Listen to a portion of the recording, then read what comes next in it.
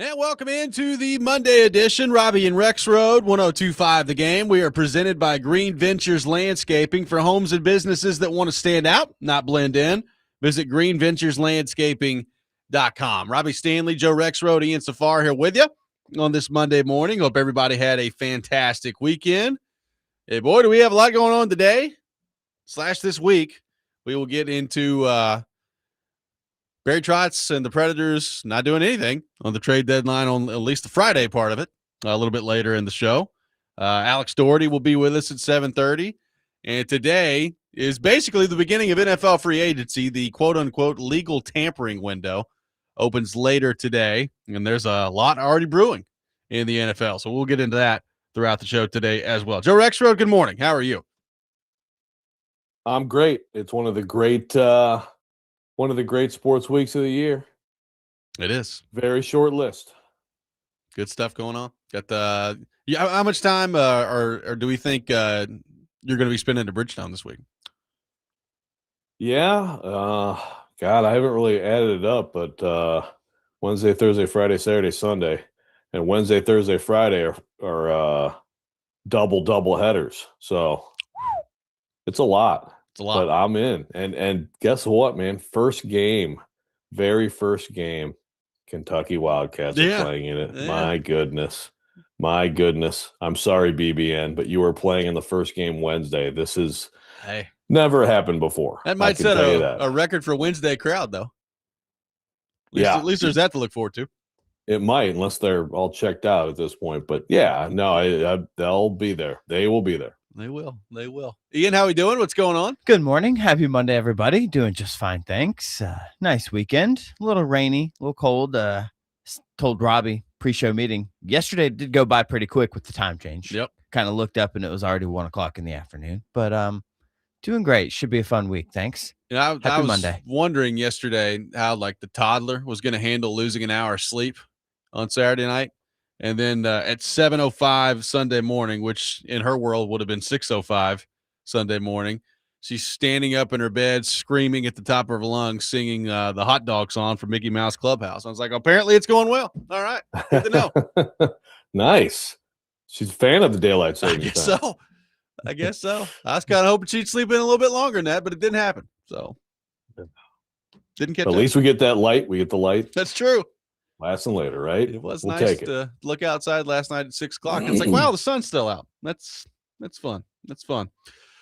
So the legal tampering window opens today, Joe, in the National Football League, and there's already a lot of expectation as to what could go on here today. We're going to get into a piece that Jeremy Fowler put together here in just a second, where basically he goes through a bunch of these free agents, and somehow the Titans are linked to all of them. So I found that to be funny. So we'll get into that here in just a few minutes.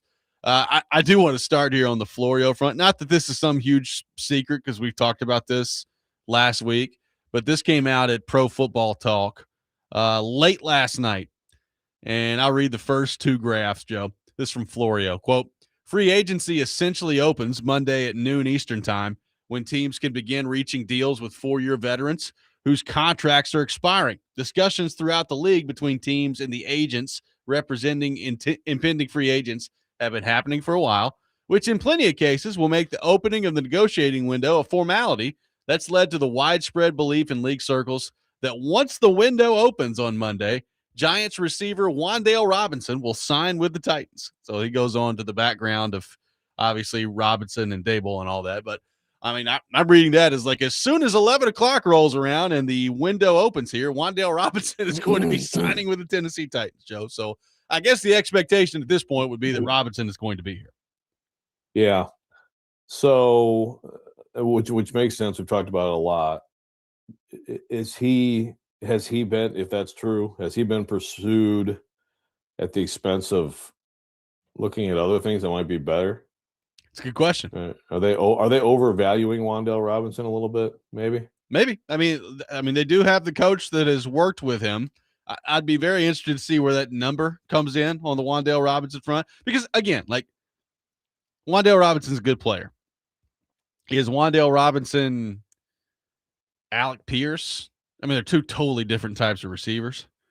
So I don't think so. I mean, he did have 1,000 yards last year, 92 catches, 1,000 yards, 11 per catch, 4 touchdowns on a team that wasn't very good. So, he's still young. I don't dislike the Wan'Dale Robinson move. I think the question that you bring up is an interesting one. Like, does Wan'Dale Robinson make more sense than pursuing Alec Pierce? Does Wan'Dale Robinson make more sense than maybe landing Romeo Dobbs? And look, I guess, by the way, I mean, they have enough money where, I mean, if they really want to, they can go get a couple of guys at wide receiver, but it just kind of looks like the Wan'Dale Robinson is definitely going to happen. And I'm really interested to see where that number comes in from him in terms of his money. Yeah. Yeah. I guess I got talked a little bit out of it by TD on Friday. I mean, he was pretty unenthused about him, especially compared to Alec Pierce, which, I mean, I agree. Now, if Alec Pierce ends up back with the Colts, is what I think is going to happen, then to me, I'll feel a little better about that, just because I think maybe this is just him, making sure that he gets enough and going back there. But we'll see. If not, if he goes somewhere else, then that's a different deal. So you're right. They could sign someone else. I would, and they probably should. But again, it's either sign, I guess, and or draft someone else. I guess the most likely scenario would be Wan'Dale Robinson comes in, and then at some point you draft a receiver. Yeah. Right. I mean, that's probably what's going to happen. I mean, again, like maybe they'll sign someone else, but they have so many other needs. I don't know. I don't know if you're going to, because the number is, I mean, it's not going to be incredible, but it still might be prohibitive when you're talking about like going after a Dobbs or something. Well, I mean, and also, like, I don't know, like, I feel like maybe you need to, if you're going to maybe draft a receiver at 35, you need that to be your number one receiver eventually. That's what you hope. In the meantime, you have a bunch of pretty good guys. Well, and what's happening with Ridley? I mean, that's another thing here. It looks like Robinson is coming in. So what is this going to mean for Ridley? Like, a lot of people over the weekend, I know PK came out with a piece on this about like Snead and the fact that he hasn't been released yet. What does that mean? And it really is all down to the injury and the physical and all that stuff. So, like, I don't think there's any chance that Snead is going to be here. As PK points out, they would just, when they release him, they'd like him to be healthy before March 16th. I believe, the quad injury dating all the way back to when he first got here. And then obviously the knee stuff again. He's got $7.5 million. This is Snead, of his salary guaranteed for injury. And that means if he's still hurt by the time I believe it's March 16th, the 5th day of the league year, that the Titans are still responsible for that money, whether he's on the roster or not. If those issues are resolved, then 7.5 of his $15.15 million base salary becomes fully guaranteed on the 5th day of the league year. So Titans and L'Jarius Snead, it just kind of seems like they're looking for an agreement there. The Ridley part of this is going to be interesting. Like, if Robinson comes in, does that eliminate you from signing somebody else? Or is this part of the plan of, we're going to bring Wan'Dale Robinson in and we're going to keep Calvin Ridley, and then we're going to go draft somebody at some point in the draft come up? Like, that part of it's going to be pretty interesting. Is Ridley like being kept around to see what they can do in free agency? I mean, maybe. I don't know, but yeah, Snead, it's like, L'Jarius, please go to PT today, okay? Please, can you do 2 sessions of PT today? Stay off the leg. Maybe get you a little ice. Man, got a week here, buddy. What a weird situation. Yep, very weird stuff indeed. I was reading Jeremy Fowler's. Like, Jeremy Fowler did this ESPN, I guess, wrap up piece as free agency is about to begin in the NFL. So I'm just kind of reading through this, and obviously the Max Crosby trade, which big trade for the Ravens. Interesting stuff over the weekend there. Huge. He was kind of highlighting that, and then what's going to happen with AJ Brown, kind of the normal stuff there, and then he gets into like what's next for wide receivers. And I'm reading the Alec Pierce part of it, and it's like the Patriots, the Commanders, the Raiders, and the Titans are among the team in the mix. Like, okay, cool. Romeo Dobbs, he's looking at it. He says the Patriots, Commanders, and the Titans are on the list watching his. Like, okay, so the Titans are in on that. Titans are in. He mentions Wan'Dale Robinson. So the Titans are in on all those receivers, apparently, according to Jeremy Fowler. And then you look down here at some people on the defensive side of the ball, and Titans are in on them. Linderbaum, he mentions the Raiders, the Giants, and the Titans can be involved to some extent. John Franklin Myers, the Titans are in the mix. And also Mitch Trubisky as backup quarterback. The Titans, the Bills, and the Jets are among the teams on the radar. So, like, I'm reading through all these guys that Fowler put out there, Joe, and the Titans are in on about 90% of them, apparently. This is good. I mean, I think this is a good thing. Get in. Now, how in? I don't know, but yeah, like I want to hear that they're in the mix on those top receivers. And I think Wan'Dale Robinson's foregone conclusion. Franklin Myers foregone conclusion, pretty much, right? You kind of and those are again those are helping your football team. They're I mean you're improving your roster. It may not be like mind-blowing signings, but those are good improvements.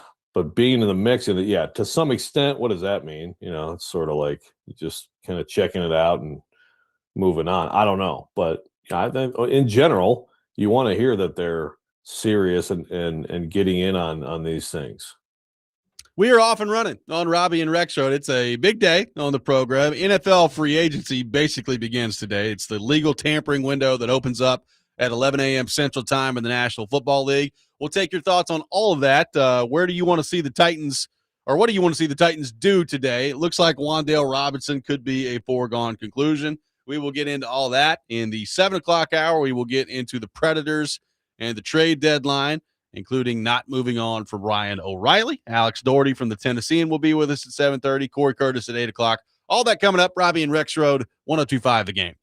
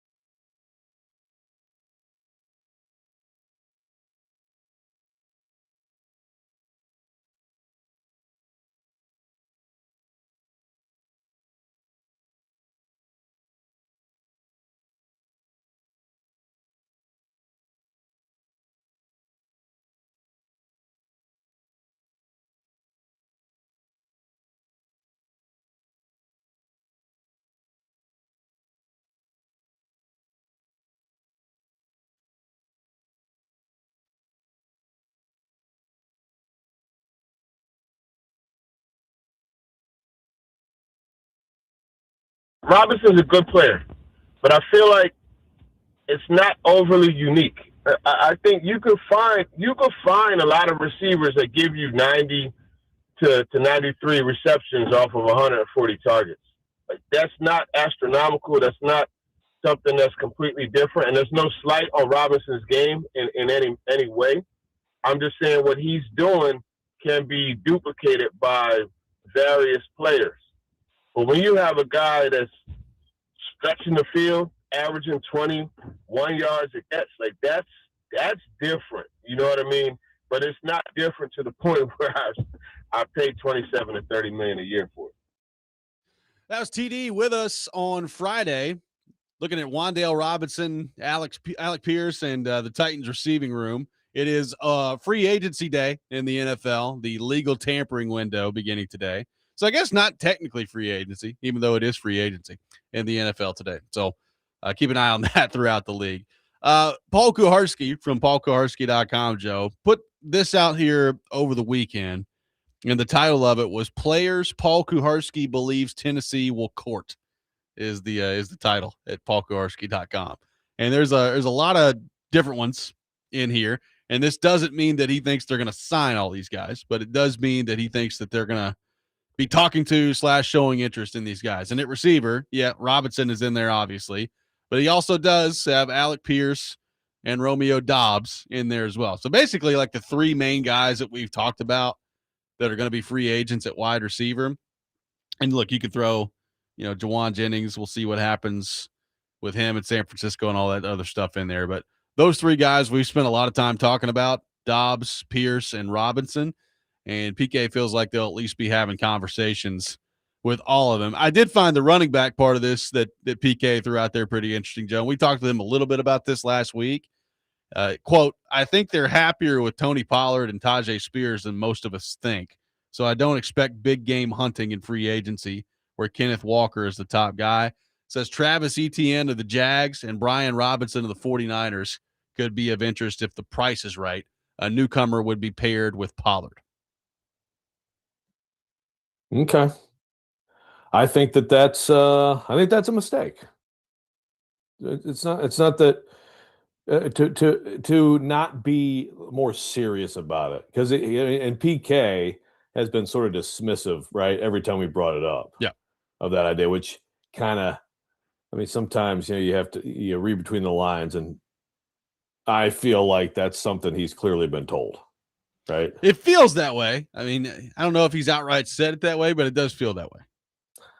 And so at this point, that's just my expectation. And, I just, if you're drafting Jeremiah Love, what do you got to go sign one of these guys for? Well, and that's the thing, obviously if that's what they're going to end up doing, then I'm not complaining about running back, that's the whole thing. So that's definitely where, the draft, you have to wait and see what happens in the draft to really judge that position in free agency. And the speculation, if they're just going to stand pat, it just makes it seem more likely that that's the way they're going to go. I'm kind of, as time goes on, I don't know, I think some people may be warming on that. I'm kind of cooling on that a little bit. Again, I'm not going to be upset if that's what they do, but I still, like, if it's like Jeremiah Love and David Bailey are both sitting there, I have a hard time going with Love. So there's the thought out there, Joe, that Alec Pierce could make at least, I think Jeremy Fowler put this out there, at least $27 million per year when he signs his new deal either today or at some point this week. And if you're a Titans fan, I think a lot of people look at that, Joe, and they say, well, I don't care. It's not my money. It's my team, and they have the most cap space, or at least in the handful of most cap space in the league. Go sign him. Who cares if you're overpaying for Alec Pierce? Now, I kind of look at it this way, and I say, if they sign him, am I going to panic if that's the number?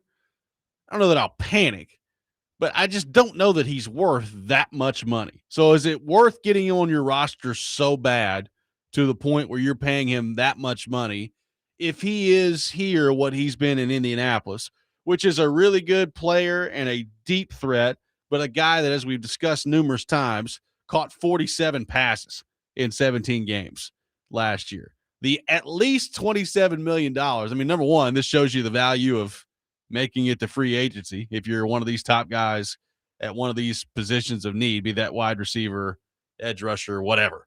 But I am really interested to see what that number comes in at. And if it is, let's say for sake of argument, it's $27 million and the Titans sign him, Joe, per year. How are we going to feel about that? I'll still feel good about it because, first of all, like it's not our money, and they've got the money, they've got the space, and you overpay in free agency. And I just think that Pierce, and again, I'll go to TD's comments on Friday. I think that there's more there. I think there's more there. It's not like, like sometimes you have deep threats who it's obvious like that's like all they are, and some of that is just like their physical build. He doesn't have the build of someone, like he seems to me like a guy who can do more things in other areas of the field. I don't know why it hasn't been utilized much, but some of it is probably because, like TD said, Pittman is that guy for them, and it's almost like a high-low 4-5 in basketball. I mean, like Pittman is going to be the guy, big physical guy, use over the middle of the field. You're going to stretch the field vertically with Pierce. I think there can be more there for him than certainly in terms of targets and receptions and being used in different ways. So it's an overpay, but I think he could, like, that's someone who moves the needle with your offense. And I don't doubt that Wan'Dale Robinson will make things better. I mean, I think he's going to be a reliable playmaker, and I think that'll be a good thing for Cam Ward to have. It's just, you want someone in that receiving core who scares defenses. You want someone in that receiving core who can make those big plays, but also just like defenses have to account for that person. And that's where I kind of agree with TD. It's like, I think Wan'Dale Robinson is a skilled, good player in the role he's been used with the Giants, which you would assume is the exact role the Titans are going to use him, the same offense with Brian Daboll. But you want someone who scares people. Yeah, I agree. I mean, again, I'm not going to freak out if the number is that high. I could just absolutely envision a scenario here in like a year or two where we're talking about Alec Pierce, and it's like, yeah, he's pretty good. I don't know that he's worth the money that the Titans are paying him right now, but he's pretty good. So I just, on the first guessing side of that, that's kind of where I'd come down on that is, I think he's probably going to be pretty good. I don't know that he's going to be worth $27 million. But also, like, to that point, Joe, like you said, I mean, with the league being what it is and the cap going up astronomically every year, like how long before you look at, let's say Alec Pierce does make $27 million a year and he's basically the same player that he's been. How long before we look at that and we're just like, well, yeah, I guess that's just the going rate for a 1,000-yard receiver in the NFL, and it is what it is. Exactly. Yeah, it is. It takes a couple of years with any what is he getting in this league? It takes a couple of years to be like, oh yeah, okay, just like everybody else. So it's a big number, but if he is, I mean, really, like if he's what he's been and not more than that, I still would think that's worth it. But obviously, this is where you get into he's the known commodity. Maybe he's not a star player. The unknown of who could you draft that might be more than that. And then a couple of these guys are probably going to turn out to be more than that, but maybe just a couple. And most of the receivers in this draft, to me, are good. They're going to be good players. There's a lot of them. There's a lot of them that are going to be good players.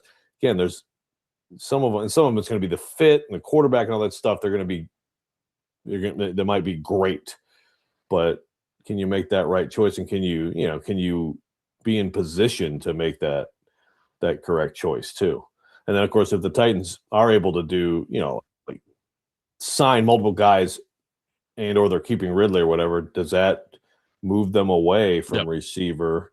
And, because certainly there's plenty of you could make a case for plenty of other positions at those high picks. Well, there's another position that doesn't get talked about as much as obviously wide receiver or what they're going to do up front on the defensive side. that I am very fascinated about this week. We'll get into that coming up next. Robby and Rexrode, 102.5 The Game.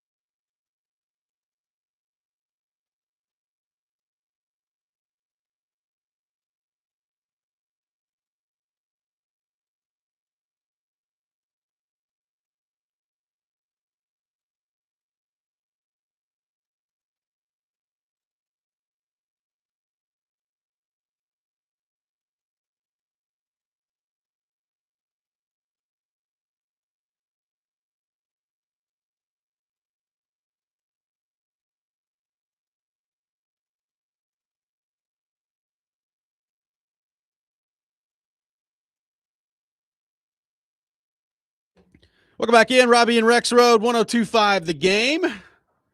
Taking your thoughts on our phone and text lines driven by WilsonCountyHyundai.com. Look, Joe, there are days on this radio program where we probably don't have enough to talk about when things aren't going on. Today, I would describe as we have too much going on, like there's too many things to talk about. So, we're going to get into Vanderbilt and Tennessee a little bit later in the show.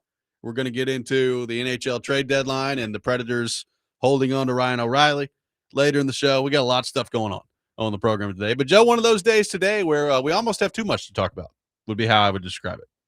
Yeah, we'll take that. I'll take it. Yeah, I mean, I'll take that over the Mount Rushmore of hot dog buns. Yeah.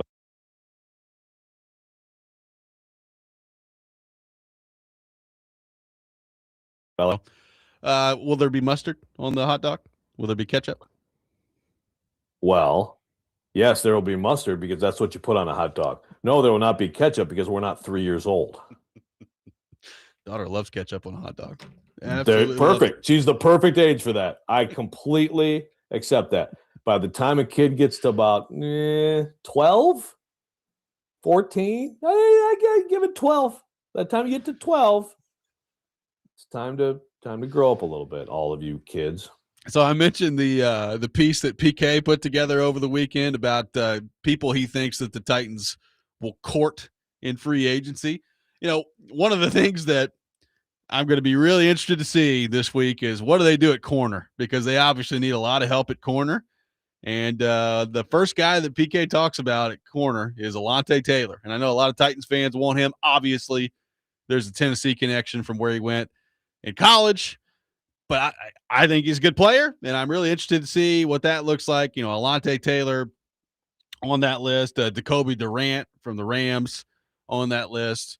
I would imagine, like, if you're the Titans, of all the positions that we've talked about, Joe, I mean, at least like wide receiver, I mean, you can keep Calvin Ridley if you want to, right? You have 2 4th-rounders last year that you feel okay about.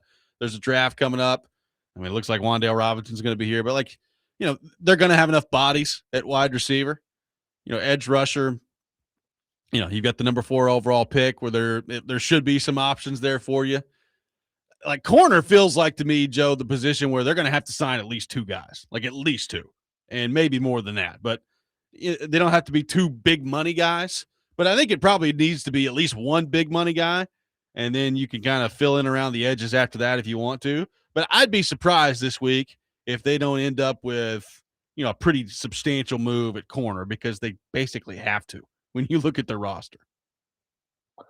Yeah, we've spent way more time talking about receiver, and a receiver signing is more exciting for people. But you tell me, like, okay, Pierce or Alontae Taylor. Yeah, I'll pick Alontae Taylor, man. Like, because again, I think Pierce could definitely move the needle. A lot of these other I think they have a lot of receivers. You have more depth. You have more functional depth. You have more people who can play. How much are you really moving the group? You know, I don't know with some of these other signings and with whoever they draft, all that stuff. Corner's desperate, and he's good. He is immediately your best corner, and you have to do it. You have to address that position.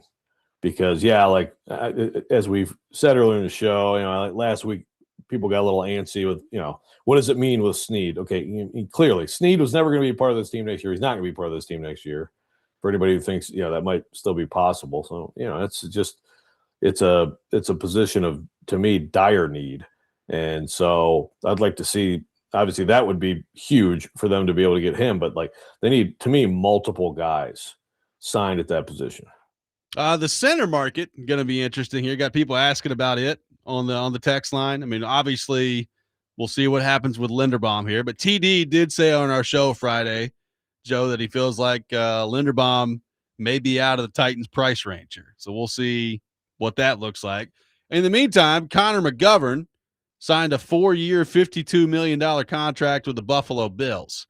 So a guy that was also potentially going to be out there and available that the Titans could have had interest in has been locked up. So McGovern got locked up. We talked about Biotish on Friday, who had been locked up. So the center market kind of feels like it's drying up a little bit here. And, TD said it. He said he feels like Linderbaum might be out of the Titans' price range here. We'll see what that ends up looking like. But it is going to be interesting, like how many good options at center are going to be left. And, how far down the list do the Titans want to go, which I assume they have a list here. But it makes all the sense in the world, Joe, for them to sign a veteran center. Like, I don't think you want a young second-year quarterback and like a rookie center at the same time. I mean, it's not impossible to do that, but I don't know if it's ideal. So I think they probably want a veteran center. I just wonder at this rate, either who's going to be left that's available that they really, really like, or who is going to be, in their price range. Like, I understand, like, people hear the Linderbaum thing and they're like, what do you mean he's out of your price range? You got all this money that you're able to spend. How could he possibly be out of your price range? But that's what TD said on our show Friday. Yeah, I don't like the vibes around Linderbaum. It's a reading between the lines things with people who cover a team, with beat writers who cover a team.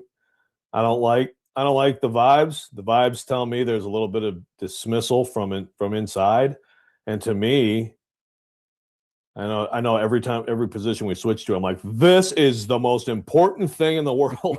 but I swear there should not be any. Just wait till we start talking about Johnny Hecker. Yeah, exactly. No, there should be no cap on no internal cap on what you'll pay Tyler Linderbaum. I mean, again, he's gonna make a lot of money for a center.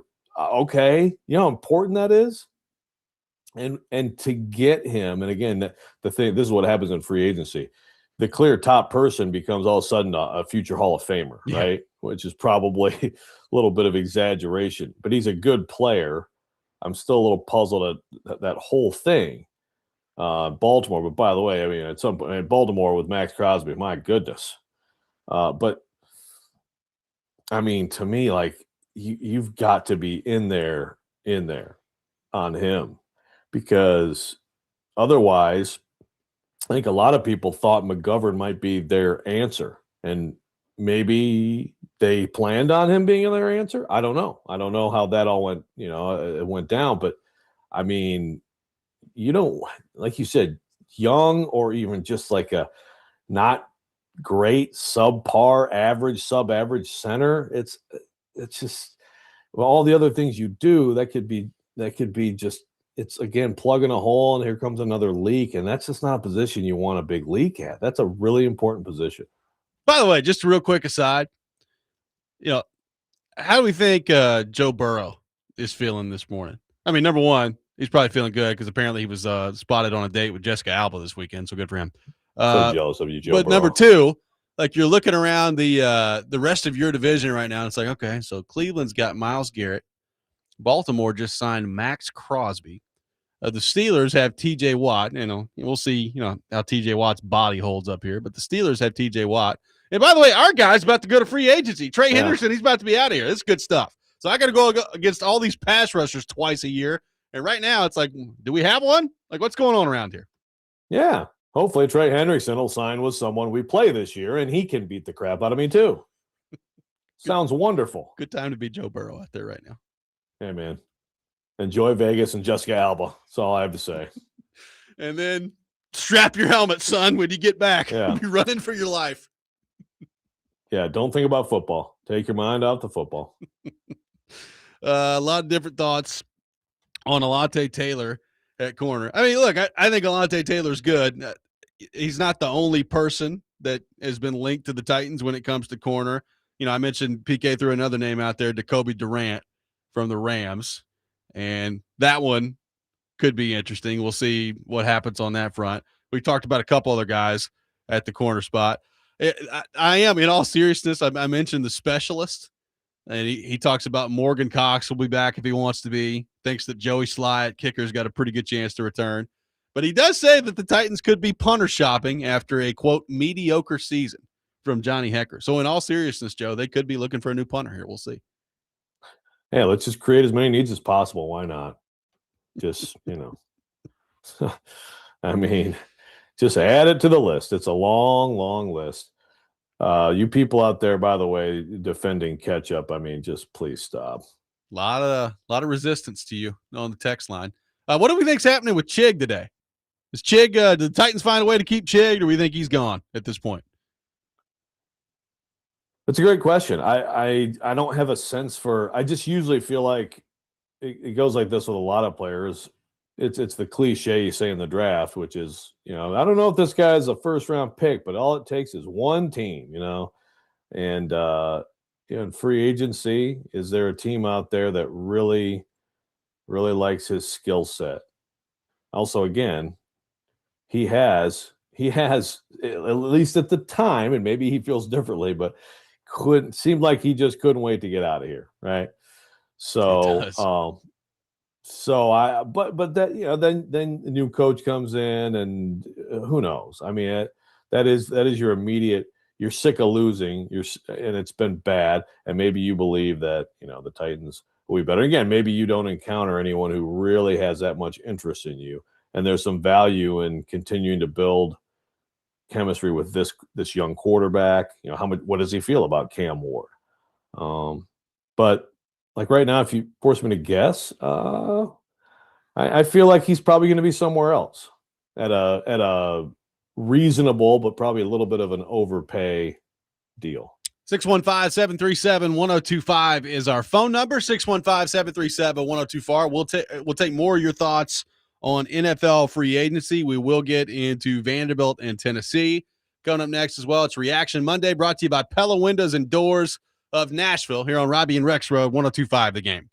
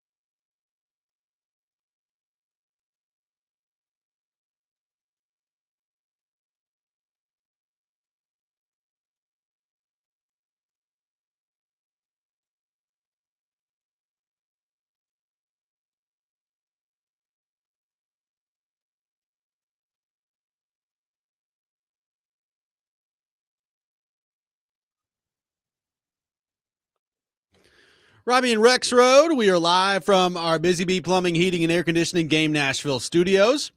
Home of the $99 yearly Beehive membership, where the buzz is always about great service. We'll have Alex Doherty from the Tennessean coming up at 7:30. We'll get into the Predators and the NHL trade deadline with him. Corey Curtis at 8 o'clock. It is legal tampering day in the NFL, which I think officially begins at 11 a.m. Central Time today. So a lot of moves, I'm sure, will be announced today in the National Football League, and we'll keep you up to date on that as we go throughout the day and throughout the week here on 102.5 The Game. Taking more of your thoughts at 615-737-1025, our phone number, 615-737-1025. Joe, real quickly, Vanderbilt wins 86-82 against Tennessee over the weekend. So a big game in Knoxville. We talked about the importance of that for both teams who, weren't playing the way that they wanted to play heading into it. Obviously, Tennessee, pretty significant injury with Nate Ament heading into that. So we knew that heading into the game. Vanderbilt gets the win. They were up by 10 at the half. Tennessee made it a game late in the game, but Vanderbilt holds on. They win 86-82. What did you make of Vanderbilt, led by Tyler Tanner, winning the game in Knoxville on Saturday? Yeah, it's a good win for Vanderbilt. Obviously, in the rivalry, it's big for them to go win on their rival's floor. The rival came in and won on their floor. I thought that Tennessee was really just sluggish early. That this is always a true thing in basketball. Your defense is just dictated by your offense sometimes. And if you can't hit shots, it just affects everything. And I think that was part of the Vols' problem. I mean, the fact that this was even a game with Nate Ament not playing and with Jacoby Gillespie going, I think 1 for 11 from 3. Yeah, it's just that you can't have that night from him with Ament gone and expect to beat a good team. I still thought they battled. I tell you, one guy in this game, I've been talking about this forever, and he's unfortunately had injuries, and it's just delayed everything. But JP Estrella is going to be a very good player, and I watched the way he played in that game, and it's like, this could be one of those things, not quite like adding some of the trading deadline, but like he could be a real factor for Tennessee in March. I mean, look, it's tough. You don't want to lose that game. But you also have to look at the reality of the situation, and now we'll see. Rick Barnes made it seem like Ament is going to be playing this week. I mean, you talk about, first of all, they can basically end Auburn's season. If Auburn gets there, Auburn has to win against Mississippi State. They can end their season.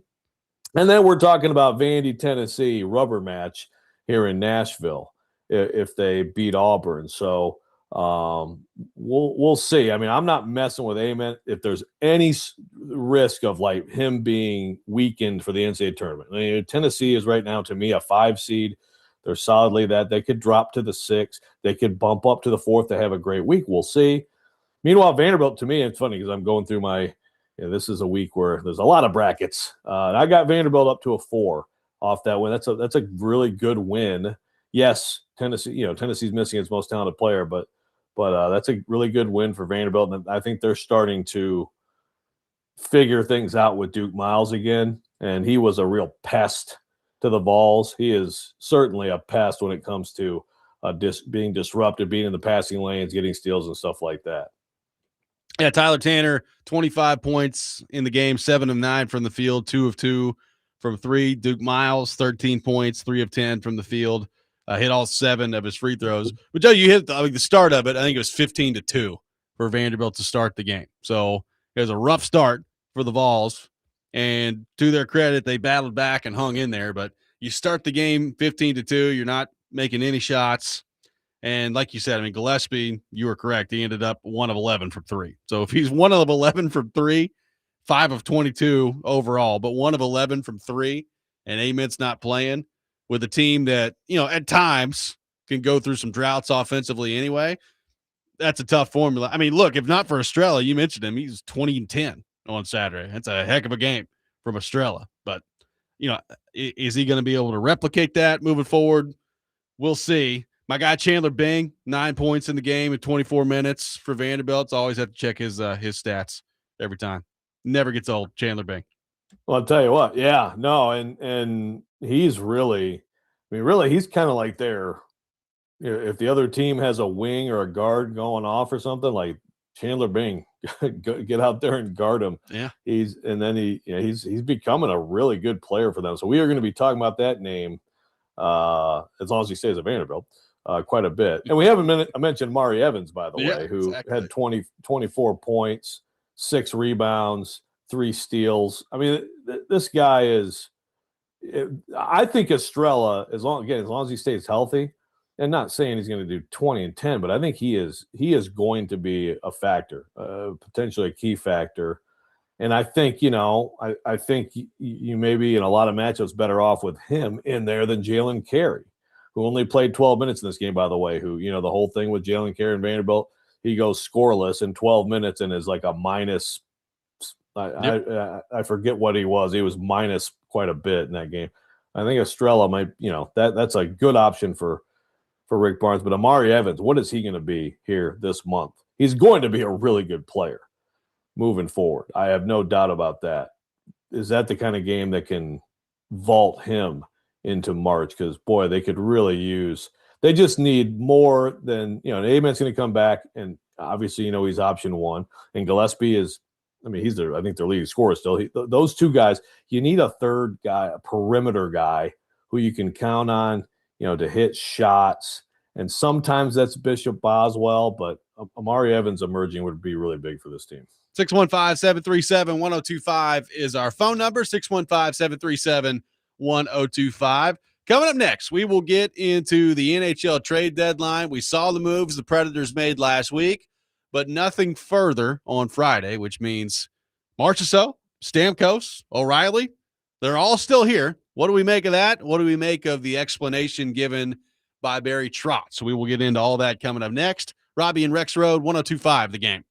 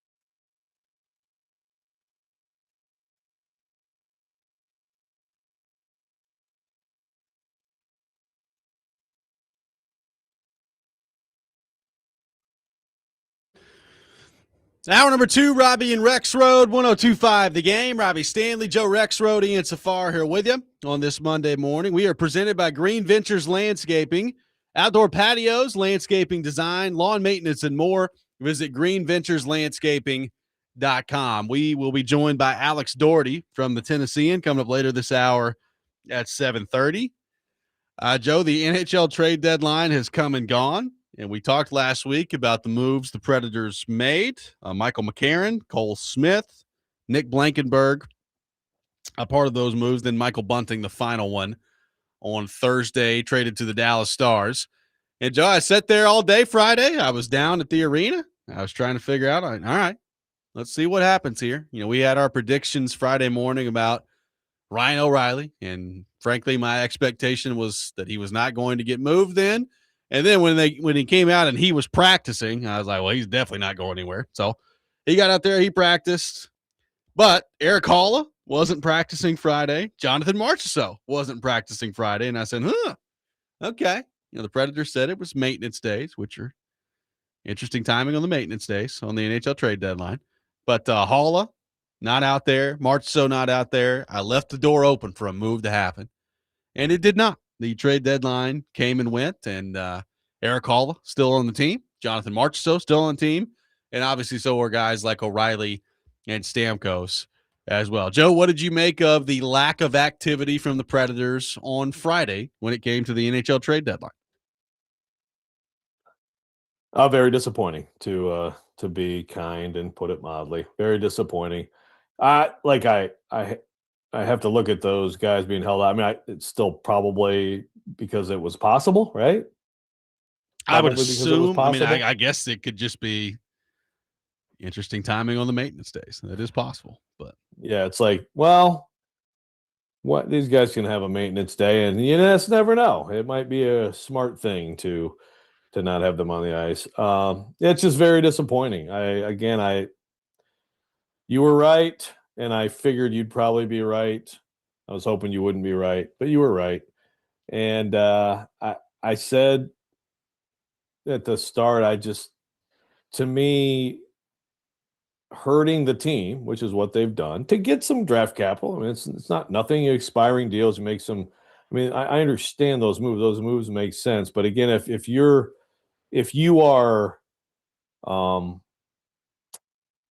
struggling, grappling with whether to let it ride, let this team go, or make moves for the future, then the worst thing for me is to be half pregnant, which I understand that's kind of a dumb analogy because you can't be half pregnant, but that's what this was. This was a half measure, the entire thing by Barry Trotz. And it's just, I don't want to be like overly.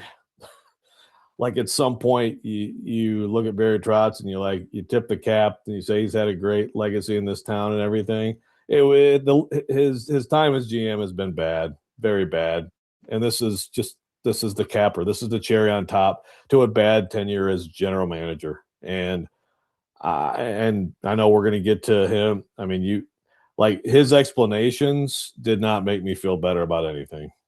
Well, here was the explanation that he gave on the Ryan O'Reilly front. I mean, I asked him about, you would assume that there's probably a lot of interest out there in Ryan O'Reilly. So why no move? Here's what Barry Trotz had to say on Friday. I think you saw this around the league. So I'd be quite transparent. I talked to Ryan. I talked to Stammer. I talked to some of the, or guys that are a little bit in that situation. I said, I'm going to get calls. You're hearing a noise. I mean, you guys are, you just read Twitter or is it X now? I guess whatever. It's all over the place, and a lot of it is true, and a lot of it is rumors, and a lot of it is hearsay. And I pull them aside and I said, listen, I don't want to get rid of you guys, but if I get an offer, and I've been consistent on this, if I get an offer that makes sense and knocks our socks off for what we're trying to do, I'm going to take it to you, and you have the right to say yes or no. In some cases, in Ryan's case, that was something I respect. When Ryan came here, I said he would be part of that process. He has no protection. So I think out of respect to the way we did the deal, respect to Ryan, well, how much he means to the organization, what he does for the organization, and the impact he has on that. I kept him in the loop, if you will, in terms of, I think X, Y, and Z, I think they could knock my socks off.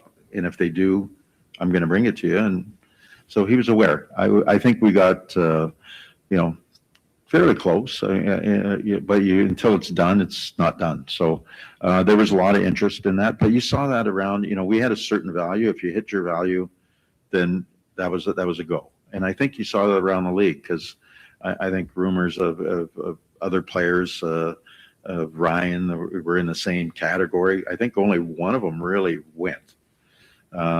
Maybe, and so a couple of the ones that were,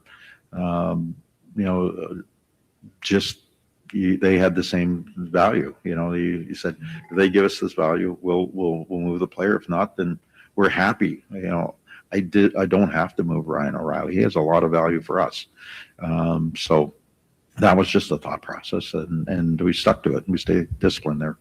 So that was the explanation that Trotz gave on the O'Reilly front. I mean, look, I'm with you. I that's my expectation heading into it. I would have liked to have seen them move on, not because anything to do with Ryan O'Reilly. I just thought the value could have been high. I would love to know what the asking price was.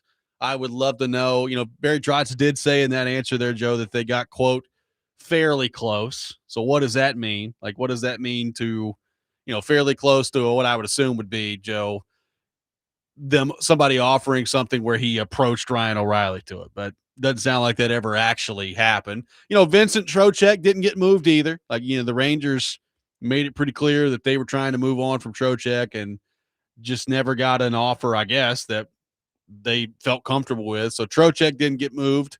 Kadri did. Kadri went from Calgary back to Colorado, where he has won a Stanley Cup. So the O'Reilly part of it is interesting. I guess I'd love to know exactly what the offers look like, but I'd also love to know, like, what was your asking price? Like, did you ask anything that was just so exorbitant that people, were never going to realistically meet that price? I don't know. I don't know what the answer is. I tell you the one that, in addition to O'Reilly, and I've got more thoughts to get to on O'Reilly, like the Haula one just makes no sense to me at all. Like, you've decided to move on from Bunting and McCarron and Smith and Blankenberg, who are all guys who don't have contracts next year, who are unrestricted free agents. And Haula fits exactly into that mold. And I think you could have gotten, a decent return for him, and you decide to keep him. And the explanation given there was basically, we need some of our young wingers to have veteran centers to play with, which I understand, like, the thought there. But to your point, Joe, I mean, the whole thing just kind of feels like they halfway sold. That's what it feels like, is they took some half measures and they halfway sold, and here they are on the other side of it. And look, we've had this conversation. They didn't have to trade Ryan O'Reilly. It's not like the new general manager can't come in this offseason and trade Ryan O'Reilly. Like, he can. Like, what's going to happen with Stamkos? Like, all these questions we just talked about at the deadline, they're still going to exist coming up here in a couple of months when the new general manager comes in. But you just got a hard time convincing me that wasn't going to be where the maximum value was for him. And the fact that nothing happened on Friday after you had already started to sell off is a little disappointing. And I also think, like, if you're in that locker room, Joe, you're looking at it and you're saying, so, okay, so we got a return for McCarron and Bunting and all some of these other guys, but then we just didn't sell more after that. We just let it go. Like, it's just a weird kind of message. I don't know. It's weird.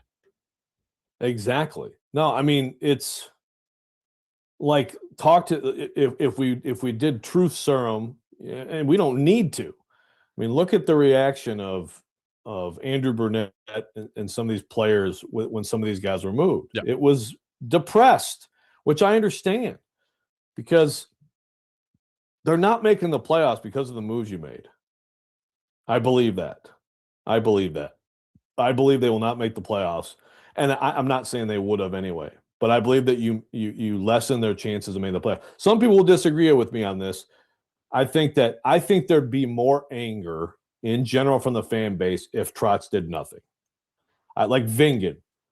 Vingan would be more upset for sure. I mean, Vingan has been a tear off the Band-Aid, sell guy for a long time. He'd be more upset if they did nothing than what they did, I believe. And if I'm misrepresenting you, Vingan, let me know. To me, this is the worst thing you can do. Yeah, you got some stuff back, but now you're not making the playoffs. Everybody in that locker room is pissed off because, and again, like they get it. Everybody understands what this league is. But then you're like, and so then that's it? Why? Again, we don't know. Like you said, we don't know with O'Reilly, and we said this last week. I mean, if it's not a knock your socks off deal, then okay, and maybe it wasn't. The point about Trocheck not being moved. I mean, sometimes buyers do get cold feet still and say, "Yeah, is that gonna do it?" And are we willing to part with that? Okay, so then that's for those fan bases in that city to get mad at them. Yeah. But just go back in time and let it go. Let these guys try to actually make a run. I mean, you're like the bottom line for this organization you didn't move the needle. You added a little bit of draft capital with expiring contracts, but you didn't move the needle. So if you're not going to do that, I think it moves the needle more to make the playoffs, at least for the business. Yeah. Well, that's not happening now. To me, it's worst case scenario.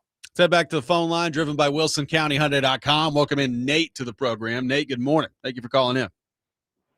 What's up, guys?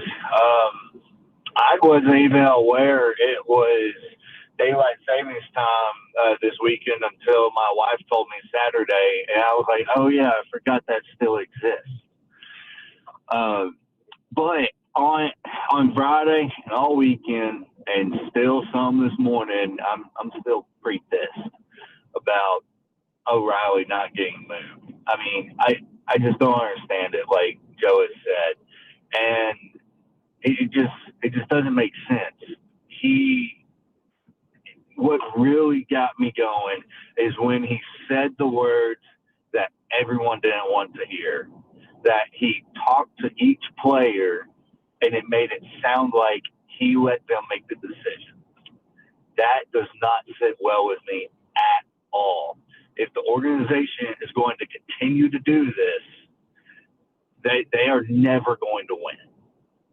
So, have a great Monday morning, guys. Thank you, Nate. Appreciate it. We'll take more of your reaction to the Predators at the NHL trading deadline.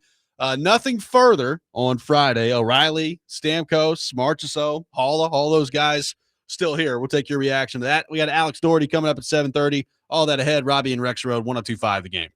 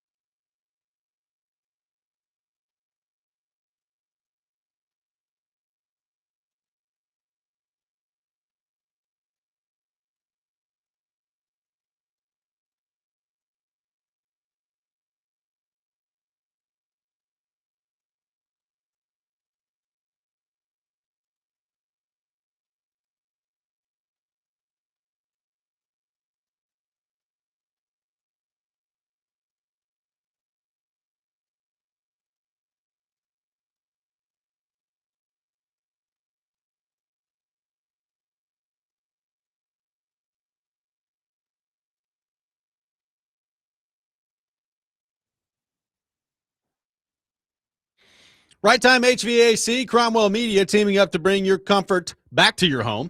Is your heating system struggling or completely out of commission following the winter storms? Or do you need a fix to get you ready for summertime? If so, nominate yourself right now for the Right Time Home Rescue and tell us your story. Enter today at theGameNashville.com/HVAC, and you can win a new HVAC system installed by Right Time HVAC. Right Time HVAC, locally owned and operated. There's never a wrong time to call Right Time. We'll have Alex Doherty with us here in about 10 minutes. We'll get into the Predators with him in the aftermath of the NHL trading deadline. A lot of reaction to the moves not made by the Predators, be that O'Reilly, be that Marchessault, be that Holla. Joe, one texter says, I'm not angry with the Predators anymore because they finally show who they are. A novelty for an occasional thing to do in Nashville, but far from an organization that is determined to win.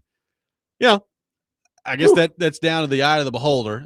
I don't believe that they're not determined to win personally, but this is not, to me, a very good look at the trade deadline. Like it feels to me, Joe, you know, Barry Trotz is a Hall of Fame coach. This feels like a very coach decision, right? Of leaving players around for some of your younger guys, or leaving in some cases, I guess their futures up to the players here. Like, it doesn't feel like a general manager decision. It feels like a coach decision. And, you know, we could sit here and just rail on Barry Trotz, but I mean, there's going to be a new general manager in here.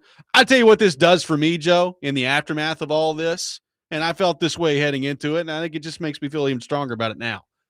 Like the next general manager really doesn't need to have any ties to this organization. Like, I'm sorry. Like, it just doesn't. It's time to go outside the family. And I've talked about this. They've never really done it. And they've never really had, and I shouldn't say they've never had the opportunity to do it, because they have. They just didn't.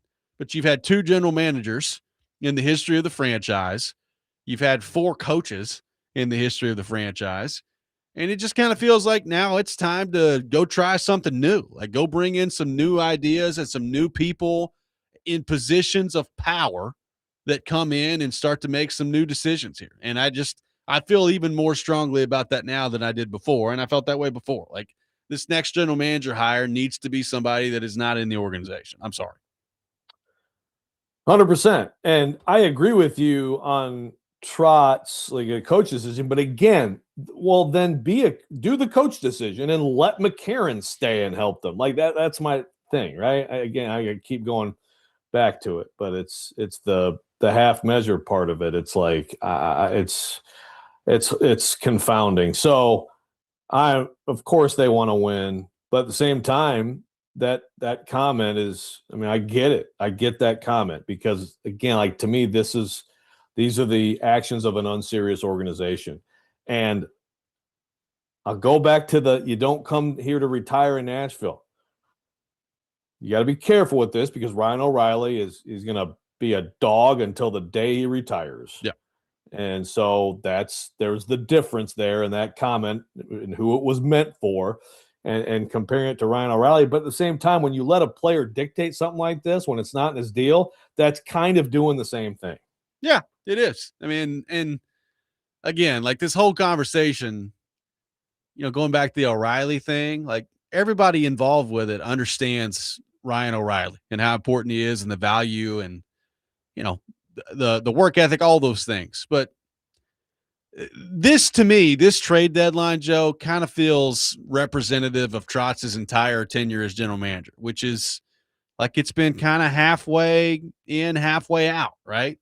Like, it's, you know, it's about, you know, it's about retooling the roster and getting the young core and building the next core. But at the same time, you're going to go sign Stamkos and Marchessault and Brady Shea and all these guys. And, you know, last year, their top 6, Vin could throw out the stat again last week. You know, there's top 6 last year. Their top 6 scorers were a bunch of 30-some-odd-year-olds. I mean, this year it's going to be the same, right? Like, you're looking at, you know, with the exception of Evangelista, it's going to be, you know, Yossi and Forsberg and Stamkos and O'Reilly. Like, and again, there's nothing wrong with having good veteran players, but it just kind of feels like for a few years here, it's been, you know, halfway into let's try to win right now, and halfway into let's try to build for the future at the same time. And I just think that's a really difficult needle to thread in professional sports. particularly in this league. I think it's a really difficult needle to thread. And I don't know. In some ways, this deadline kind of felt representative of all of it. No, well said. It's absolutely, in a way, it's kind of been consistent. And obviously he has talked many times about, 2 timelines and all that stuff, but it's just neither of them are working right now, and that's the problem. Now, again, down the road, a couple things, as we've talked about, Trotz, legacy. His legacy is one of the great coaches. Legacy is what he did here as a coach. Doesn't mean that this isn't part of it. It didn't work. Yeah. It didn't go well. Now, does Brady Martin become a great player in the NHL? Okay, well, then we can look back on Trotz's tenure and a little more kindly. Sure. Right? So there's some some of that stuff is still to be determined. But yeah, when you talk about all these 30-something guys and everything, that's because of the consistent now failures of this organization, and this certainly predates him, to identify talent and guys who are going to come in this league and make a difference and not just be just a guy. Way too many just a guys that have been drafted and developed by this organization into real nice players in Milwaukee, and sure, they can fit into your lineup. I mean, that has to change at some point. Oh, and again, like, where does this go from here? I guess, and beyond the general manager coach part of it, but like with these guys, like, so let's say this season wraps up, Joe, the way we think it's going to. I mean, right now they're 3 points out of a playoff spot still. I mean, they got beat by Buffalo over the weekend. Seattle, San Jose, LA are kind of all right there together in front of them. But I mean, it's unlikely that they're going to make the playoffs. That's how I would describe it. It's unlikely that they're going to make the playoffs. So if it plays out that way, they don't make the playoffs, and then you're talking about definitely hiring a new general manager and probably, I mean, I don't even know if I should say probably, likely hiring a new coach, right? Because that's just the way this league works. If they're hiring a new general manager, they very well could be hiring a new coach too. Well, okay, so let's fast forward to May or June. What does that mean for Stamkos? What does that mean for O'Reilly at that time? What does that mean for, Marchessault, who clearly, like, it's pretty clear that both on the Marchessault side of things and the Predator side of things, they were trying to find a way to get him out of here, and it didn't work. So does that become more attainable in the offseason? I guess what I'm saying is, are we going to be here in a couple of months and Stamkos is like, all right, now that we're at the offseason, let's see if we can get a deal put together? Or, like, if Stamkos gets traded, does O'Reilly look at it and say, well, I guess if you're going to trade him, I got one more year left on my deal. I'd like to go somewhere to contender. It's like, okay, so what did you really just buy yourself with 2 months, right? That's again where this thing just doesn't make a lot of sense to me.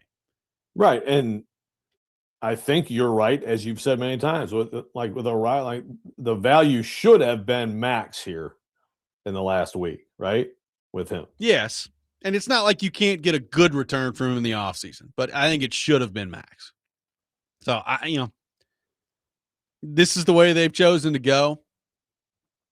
The Halla one in particular, I mean, people were mad about. I mean, I think by the time Friday rolled around, people kind of expected that O'Reilly wasn't going to go anywhere. They didn't like it, but they kind of expected it, right? When Halla didn't get traded at the deadline, and then Trotz got up there and was just like talking about how important it is to have the veteran center for the wingers. It's like, my God, what are we doing? Like, I think that really set people kind of over the edge there. So we'll get into this and more with Alex Doherty from the Tennessean coming up next. 615-737-1025, our phone number. Robby and Rexrode, 1025 The Game.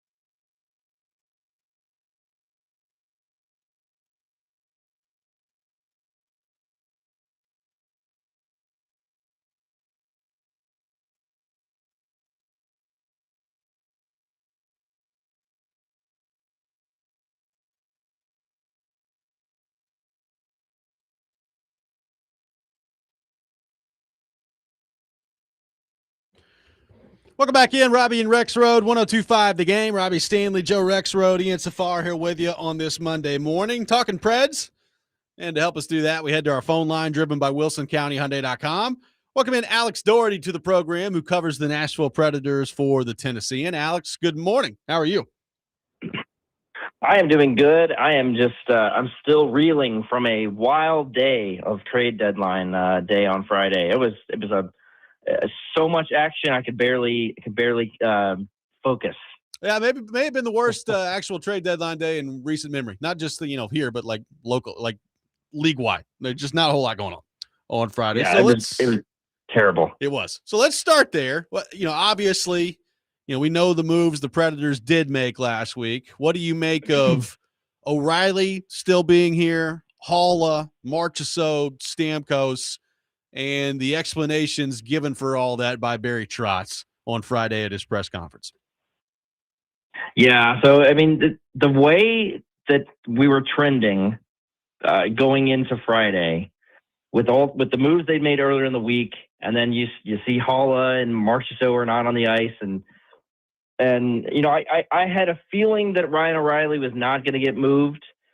That felt like, okay, this is the next guy's issue. This is the next GM's thing to tackle, because O'Reilly just at this point means so much, but to the team overall.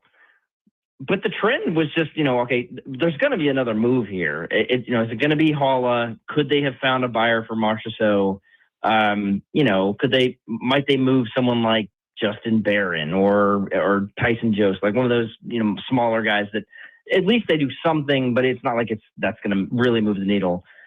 And then for them to do nothing, I think this is the all-time, this is the worst moment for Barry Trotz as GM. I don't think there's any other way around it. And there have been some bad ones. There have been some bad moments. I mean, we know about the Alex Carrier thing. We know the waiving of Dante Fabro, who gets claimed. You have the trade with Luke Shen that the Penguins turn in, just immediately flip for a second-round pick. This is the worst moment because I just feel like there is no worse outcome for what this team is actually at than what they did on Friday, or what they didn't do on Friday. Trotz got up there and talked about how he needs veterans to play with his young guys. He needs veterans with his young guys to play in meaningful games. We can argue about whether these are meaningful games or not. Technically they are, because they're 3 points out. This Seattle game coming up is a pretty big game. I mean, you win that game, you're a point out, and you are in some meaningful games. But that whole idea of balancing veterans with young guys, that's what, the Minnesota Wild need right now. That's what the Buffalo Sabres, the Ducks, the San Jose Sharks, those teams with really good young talent who need veterans around them. And those teams are not, those are not contenders, but, they could make noise. They could feel pretty good about getting to the playoffs, obviously. Minnesota Wild are a contender, I should clarify. I mean, like the Sabres, Ducks, Sharks, those teams are young. This is not where the Predators are at. This is just an all-time misread of where this team is at. Like, I mean, I would be willing to bet even some of the players in the locker room are like, wow, I'm surprised that we're going for it, because there's just no way that you can look at this team and think, yeah, this is a team that just needed to be kept together for the playoffs. And then to have already dismantled part of it is just, I have never seen anything like this with the team, and it just makes you a little sad that this is where it's going. And Barry Trotz's legacy is very strange at this point. At this point it feels like Michael Jordan on the Wizards, Willie Mays on the Mets. This guy has tremendous fan capital with this city, but I just feel like he's completely out of his element here, and it just needs to get over. That's where I'm at. Yeah, I mean, Michael Jordan and Willie Mays didn't mess those teams up, right? I mean, I think you can separate the legacies, right? I mean, like the coaching legacy is the same, but the GM legacy is not good. So So to your point, and we've been talking about this, Alex, like, again, it's just like this half measure that like leaves them less likely to do anything the rest of the season, but also doesn't really move the needle in terms of futures. So just take this team as constructed right now. Mm-hmm. How compared to had he done nothing and those guys were still here, what's the difference in terms of their opportunity or potential to make the playoffs? Oh, are you saying if they didn't trade McCarron and Smith and those guys? Exactly. Yeah. Okay, so probably better, right? I mean, because then you keep together your penalty kill unit that's a top 10 unit in the league. You keep together, you keep Nick Blankenberg on the team, who I think is probably one of the better defensemen for the Predators, really over the last 2 years, at least one of the top 3 guys on the team. Michael Bunting, I think never really fit here. It didn't make a ton of sense here, but yeah, I think that would be fine moving him. But even that would be a better addition. Yeah, if you kept this team entirely together, they probably have a better chance. In fact, I would say even just selling, like, if you sold. I mean, I hesitate to say this because I don't really know exactly what they feel about Erik Haula moving forward. But, like, if they sign into an extension, okay, and maybe that changes the math here. But I think even if you sign Erik Haula, you have a center depth that, like, makes a little bit more sense. Or even consider this now: if they sold Erik Haula on Friday, which I was just fully expecting them to do, right now you could have a center depth of O'Reilly, Matthew Wood, who apparently can play center now. Yeah. Who'd have thought that they all you have to do is actually put the guy in center and he looks okay. You could have O'Reilly, Matthew Wood, Fedor Svechkov, and Tyson Jost, who was just you picked up at the beginning of the year for whatever reason. I mean, that center depth is not like an all-time best thing, but you've at least, like, done something. You've got one extremely solid two-way leader at the top, and then you've got 2 young guys that can learn, Wood and Svechkov, and then Jost is just your 4th guy. That would make some sense, but they've done this thing where, again, they just have this weird. It's a half measure that makes no sense. So I mean, I get to answer your question, Joe. Like, I think what you're basically saying is, like, either do none of this or do all of it, and they did this right in between that just doesn't make any sense. And now and like you said, I think earlier, now they're pissed off, right? They lost McCarron, they lost Cole Smith, and now they don't have the guys they need to even make these meaningful games meaningful. So, in response to all that, where does this all go from here? Because obviously we don't know who the next general manager is going to be. We don't know what that means for the future of Andrew Brunette. What if it plays out the way that I think most people think it's going to, which is that they're not making the playoffs, and you get to an off season where there's a ton of change coming? I mean, what happens with, like, how does Stamkos view that? I think it's pretty clear that both sides are probably ready to move on for the March or so thing, and it just didn't happen. Like, yeah, I guess at this point, O'Reilly's just going to be here until either a new general manager says that he's not going to be, or that his contract runs out, one of the two. Like, I just wonder, even if you didn't trade all these people at the deadline, how many of these moves could be coming, 2 months in the offseason? Yeah, I tried to get at that on Friday. I wanted to try to see, how much was the ownership involved in this? Like, is it possible?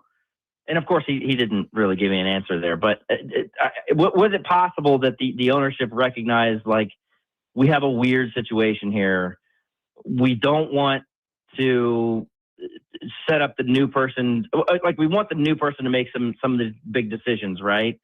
But at the same time, we can capitalize the timing here. We could capitalize on some of this value at this deadline. That's important to consider as well. I think it's very possible that in 2 months, all these moves we're talking about are done, right? I mean, well, except for Erik Haula being moved, that the Ryan O'Reilly is traded for a big haul still. That maybe Marchessault is moved because that kind of a move needs some time and needs some offseason to figure out. I kind of think Stamkos is going to stay. When I talked to him a week ago, he did not seem like he was really interested in moving. I think he's pretty happy here. So those two, I think, or I'm sorry, Stamkos might stay, but yeah, like you could see all these moves made, you know, like you said, in a couple months or in 3 months, and it's so like it's really unfortunate that you had the situation where you could have gotten a lot at this deadline, and that's why I think this is the worst moment. And now we kind of look ahead and think like, how is this team? How could you potentially save this team from potential disaster in this moment? I think we've got to consider like everything, right? I mean, like could someone come in and blow up, you know, the long-term contracts with Forsberg, with Yossi, with Saros, you know, there's that's the only way at this point to like really recover. I don't want to trade Forsberg. I don't think they need to do that, but like maybe that's the way. Maybe you have someone come in and say like, if you package Forsberg with these other guys, we can move that too, and just really turn it around from the bottom up. And because this is just somehow the situation is bleaker now from it was even just a week ago. Well, it's going to be interesting to see where it goes from here. Obviously, the new general manager is coming at some point, and then you'll go from there on all those decisions. But the very interesting trade deadline for the Nashville Predators. Alex, great stuff as always, man. Appreciate you taking time to be with us, and we will talk to you soon. There were no moves made for the Milwaukee Admirals, by the way. That is the most disastrous thing that could have happened. How are the Milwaukee Admirals going to stack up for the AHL playoffs? Yeah, they didn't even go get a 30-year-old, you know, center to man that third line. Yeah, I saw some concern out there about that. The ads they'll prevail. The ads will persevere. Don't worry. We're gonna be talking a lot of ads. Thank God. Soon. You're right. Yes. You're right, Joe. I will not lose faith. Yep. Thanks, guys. Thank you, Alex. Appreciate it. Alex Doherty covers the Predators for the Tennessean. We'll have the Rex Rant with Joe Rexrode coming up next. Corey Curtis will be with us at 8 o'clock. Robby and Rexrode, 102.5 The Game.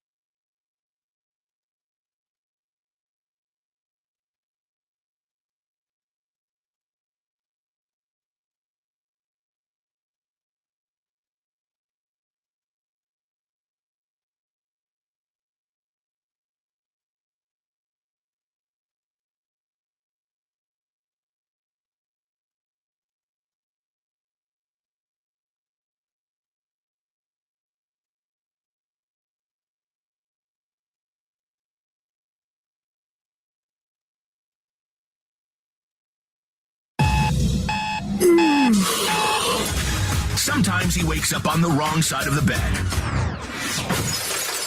And sometimes he's just, well, Joe. Awkward moment. Let's do it. This is the Rex Rant, now on Robby and Rexrode. You want to make me mad? I'll scream at you. What are you, the almighty? The worst thing for me is to be half pregnant. They mate. We're fully pregnant now. I don't like all the sex because I'm an old man and all the ligaments and everything are like weak. We got to maintain our lower bodies a little bit better. We ass, we in. We love, we ass. I don't even watch football. Drop trowel. I'm going to stick this in your ass. Kids, don't listen to me.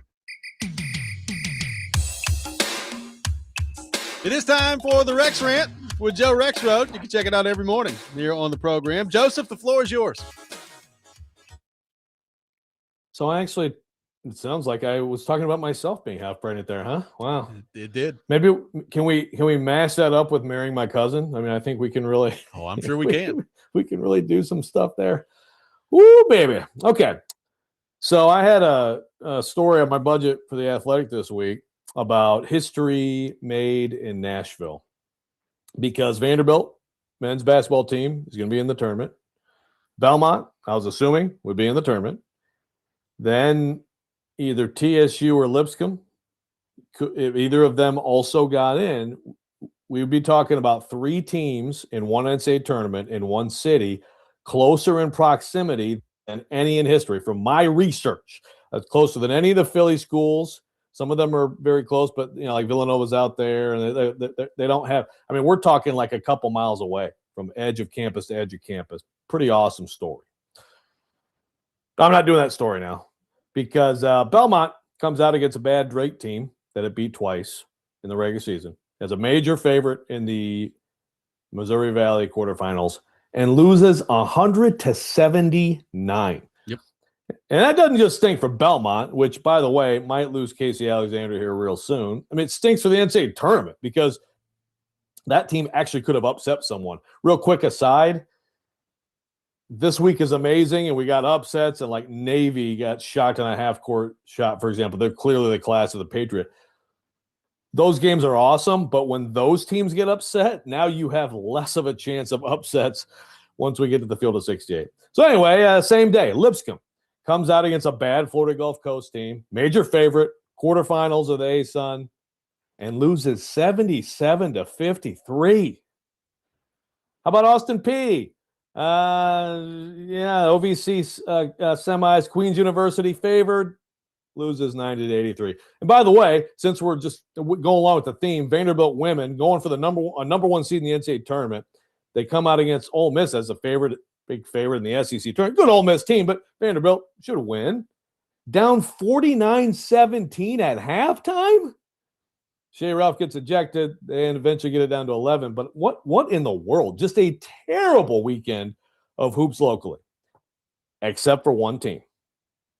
The Tennessee State Tigers, coached by Nolan Smith, who had to take the job in July after Penny Collins went off to be an NBA assistant. So first year Nolan Smith at TSU, like he's not going to have any money to do anything anyway, probably, right? But in July, yeah. I mean, basically, you get to come in and you can coach up your team. Well, that team just ripped through the OVC tournament after setting program records for wins already in the Division I era, for conference wins already in the Division I era. They come out and just absolutely obliterate Morehead State in the title game, 93-67. Returning players have become star players under Nolan Smith. This is the third NCAA bid in the history of the program, the first since 1994. They're 0-2. But I'm watching this team play, and we're talking about probably a 16 seed. We'll see. There are upsets going on. It could be a 15. But and in that case, as a 15, if there's enough, I guess this is where upsets could help an upset. If there's enough, there's one tonight, like Georgia Southern, for example. That's a team that then adds to the 16 line, could bump them up to the 15.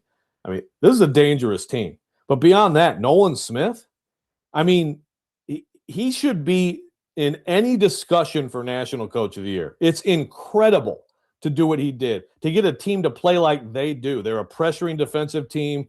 They're top 20 in the nation in turnover percentage rate and steal rate. That's what they do.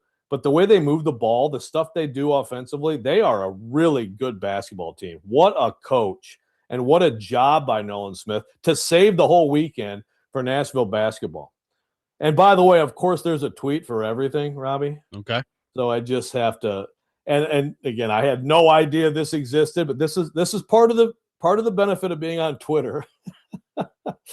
Oh my goodness. I'm going to try to find it. I should have been ready for this. So apparently when they hired him, someone locally had, like, I think maybe Jill Jelnick talked to him or something like that and was like, hey, people are excited about Nolan Smith. And of course, Jared tweeted, he's terrible. Oh, wait, here's a tweet from August 6th of 2025. The Tennessean has a tweet that says Tennessee State University makes President Dwayne Tucker the permanent president. Jared's tweet, after hiring Nolan Smith as basketball coach, he should be demoted. You can't go that far out of your way to have a bad take. You have enough bad takes on stuff we talk about every day. How are you able to go out and just have an awful take on this too? It's truly incredible. Congratulations to you. But more importantly, congratulations to TSU, Nolan Smith.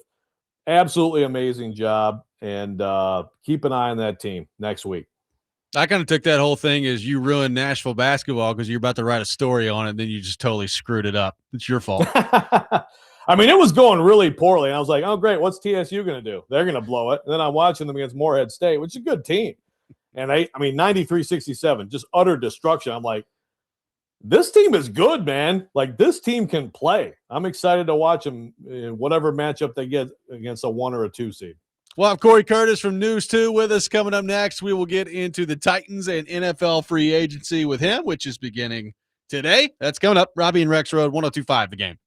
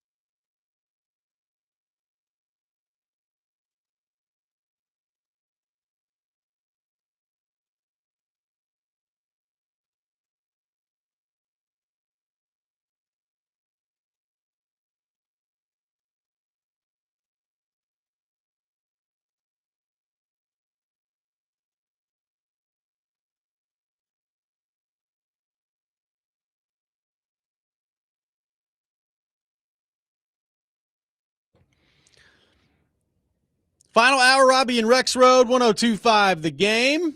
Robby Stanley, Joe Rexrode, Ian Safar here with you on this Monday morning. It is the legal tampering period today in the National Football League, which for all intents and purposes is NFL free agency. And to help us talk more about that, we head to our phone line, driven by WilsonCountyHyundai.com. Welcome in our friend Corey Curtis from News 2, brought to you by Tennessee Men's Clinic. Corey, good morning. How are you? Robby, I am just ablaze with anticipation. This is a big week. Big week. A lot of stuff going on this week, beginning today. I mean, I read a Jeremy Fowler piece over the weekend, Corey, that was talking about all these free agents, and it was like, well, the Titans are connected to this one, and the Titans could be involved in this one. So I'm anticipating, hoping for a fairly busy week here for the Tennessee Titans. Corey, one player that I guess at this point, it kind of feels like it's a foregone conclusion that he's coming here. And Florio put a piece out last night about this. We've talked about this over the last week or so. Wan'Dale Robinson, who had 92 catches for over 1,000 yards, 4 touchdowns for the Giants last year. Obviously, familiarity with the new OC for the Tennessee Titans. What do you make of the idea of Wan'Dale Robinson potentially joining the Titans as soon as today? I've seen articles. Did Florio also quote that $25 million number? I did not see Florio quote that in there, but I have seen that connected to Wan'Dale Robinson. It's a lot. That's a lot. But I mean, he's obviously a high volume guy. I mean, he's had 140 plus targets each of the last 2 years, so that's what, about 9 a game. And you know, the numbers yardage wise are not staggering. But the good news is they are ascending, you know, going up to 1,000 last year. And obviously, you know, a guy who knows how Brian Daboll runs things and wants things run. And the other thing, when I'm analyzing his numbers, he's doing it with less than spectacular quarterback play. And so you think, you know, with good quarterback play, really good quarterback play, if Cam Ward can deliver that, you know, does that do even more, you know, for those numbers to make them better? You know, so it's a lot of money and a lot of trust, you know, to put in him. But they gave pretty much the same money to Calvin Ridley, you know, and got a marginal return. So, you know, that's the thing about free agency is, you know, you can spend it. It doesn't mean you're going to get it. And, you know, you have to hope you're getting what you pay for. So if you compared impact on this offense, and obviously part of that question is like Ridley, and you know, we don't know about other players, but Robinson, like you said, high volume. They got the ball to him quickly a lot. He's a good guy after the catch, but not big numbers. And then Pierce, who we've seen with, you know, ridiculous yards per reception numbers, but maybe a little bit one-dimensional as a deep guy. Yeah, definitely. I think going to get more money. If you let's say the like number you said, like on Robinson, and it's like more like 27 or whatever on Pierce. Which do you think would be better for this team, and which would be a better value for this team? You know, I was thinking about that earlier, and it's difficult because, you know, Robinson I think has like 7 touchdowns the last 2 years, whereas, you know, Pierce, his touchdown numbers I don't have in front of me, but are much higher. I know that, along with his 20-yard per reception, you know, total. But, you know, you're also talking about Pierce catching 2, maybe 3 passes a game. But, you know, those passes are big plays. Is it more valuable for Cam to have that quick outlet guy, to get the ball out of his hands and into a receiver and keep the chains moving? I guess, you know, if you're the old Oakland Raiders, that's an easy question, you know, to answer. If you're the run and shoot Oilers, you know, that's an easy question to answer. And I'm going to guess, you know, by the way Brian Daboll has run things, you know, you saw the dramatic jump in Josh Allen's completion percentage, and then you see the high volume with Brian Daboll in New York Giants. You know, for him, I think Wan'Dale Robinson is a more important addition, you know, because of the volume and the ability to increase the completion percentage, you know, with what you're doing. But, you know, I can see, you know, the appeal of a guy who makes the big play and scores touchdowns. So I would say in the Titans case, it's Robinson. But we'll see how it works out. Either way, it's investment, and I think either way, neither one of them is a one.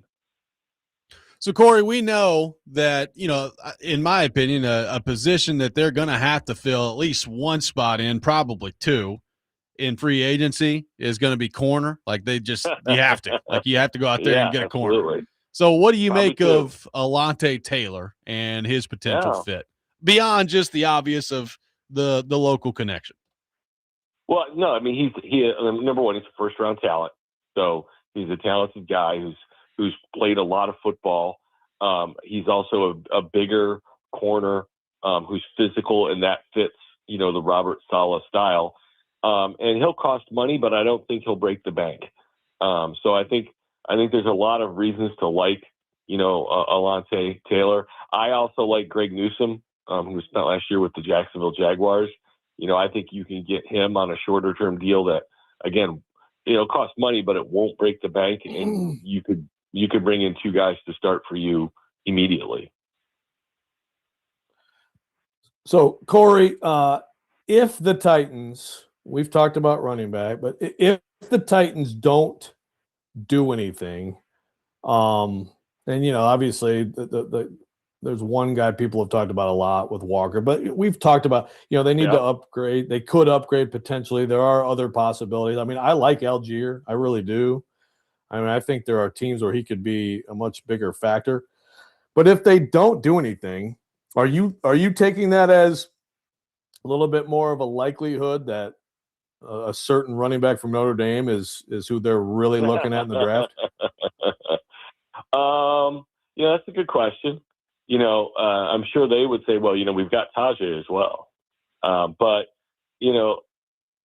I think it gives them, I think they've got flexibility, because just because you're picking 4 doesn't mean he's going to be there. The Cardinals could take him at 3. Someone else could think the Titans are going to pick him and trade up to 3 to get him if they really want him. So I think that can be your plan. And I think that's probably, I think it would be right to look at Tony Pollard as an insurance policy in that scenario. Say, well, if we don't get him, we still have Tony. And Tony, was still very productive at the end of the season when he actually had some blocking. And we can do a heck of a lot worse. They could also draft somebody later. They could draft his running mate in like the 3rd or 4th round and still get a really good player.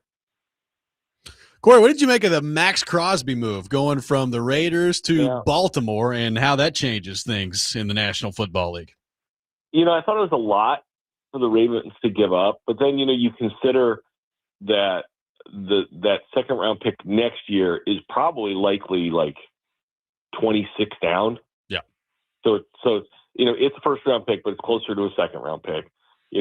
It's a lot different for a team like that to give up 2 ones than for the Titans to give up 2 ones, because, you're talking about what's likely still a relatively high pick. And also the Ravens are trying to win it all. When you are trying to win it all at this point, you take big swings like that. And, that's a big swing for Baltimore. Heck, they changed their coach, who won a ton of games for them. That was a big swing. Last year was really disappointing for them. And, they wanted evidently to make a massive change. The scary thing is always for trading guys at the end of their 20s is, are they still that level of a player, or are they on the descent of their career?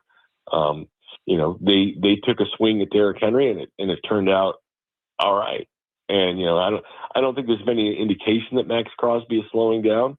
And I think they're certainly the favorite in their division. But I think the way their team is set up allows them a little bit better to make that move. And they've also been a team that's drafted really well for years. So it's not like their roster is thin. Yeah, I hear you on the age. I do. I just think he might be one of those guys who's still an absolute monster at like 33, which is probably how they look at it too. He is same level guy here this year. Like peak, like just an absolute problem. Like, do you consider them a legit Super Bowl, like instantly snap your fingers and they're right there in the short list? in the AFC? Well, I mean, you look at the AFC and, look at the team that got there. They proved that they weren't great. They were a very good team, had a very good year, but they were no match for the team they played in the Super Bowl. They got by Denver because Denver's quarterback was hurt. I think the Chargers are interested because they've got like $89 million in cap space, and they were already a good team. But the quarterback has to prove he can win big games. I mean, look, and Lamar is the guy who's won a ton of games, but still has to prove he can do it in the postseason. And you have a new head coach, so there's questions there. But I mean, I think there is enough there to say that they are definitely the favorites in their division. And if they're the winner of their division, that means they've got a home playoff game. And yeah, I mean, Lamar's always a threat. I mean, I think you have to consider them a threat. Do I think they could have used another first round wide receiver? Probably. But they needed to be better. And this, that guy makes any team instantly better. And so, yeah, I think in the AFC, I don't know if in the NFC it would automatically do it, because I still think the Seahawks and the Rams look like they're really loading up. But in the AFC, it's kind of wide open right now, and we'll see how things shake out. All right, Corey, last thing for you here. Jeremy Fowler put it out there that Mitch Trubisky garnering a lot of interest out there. Yeah. And it's connected the Titans as well as the Bills, where he just was, in the Jets, that are teams on the radar there. What do you make of the idea of Mitch Trubisky as backup quarterback for Cam Ward? Well, man, I'm going to guess that Brian Dable knows him. Now, he didn't coach him with Buffalo, did he? He hasn't been in Buffalo that long. No. I mean, look, he has started games in the NFL. He's certainly better than what they have, right? Unless you're counting Will Levis. Unless you're counting Will Levis, who we all expect to be traded. And really his results are better than Will Levis's. Yes. And he's a veteran. So, I think he is an upgrade. If you're expecting him to come in here and take the Titans to the playoffs, that's not a reasonable expectation for a backup quarterback. The reasonable expectation for the backup quarterback is to come in and go 2-2. And I think, he is a guy who has that ability to keep the ship afloat. And that's, we saw what happened when the backup came in this year. The ship went to the bottom of the ocean like the Iranian Navy. It was not good. No, it was not good. It was not good. And so they need to spend some money at that position. I'm not for wasting a ton of money, because ideally that's a guy who never takes a snap. He wears a ball cap and holds a clipboard.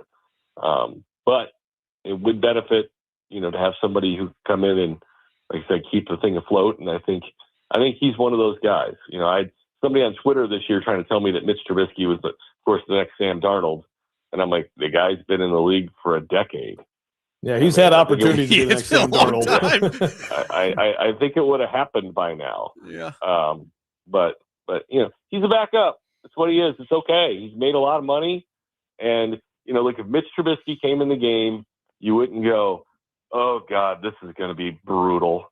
I mean, your expectations would certainly be lowered, but it wouldn't be like, we're about to lose 47-3. Right. Like, you'd have confidence he at least knows, what he's doing out there and could operate the offense functionally. And again, first round talent. Yeah. You have some of those physical abilities to perform the things that are asked. Whereas, and I'm not trying to be overly tough on Allen, but he's not the most physically gifted dude back there.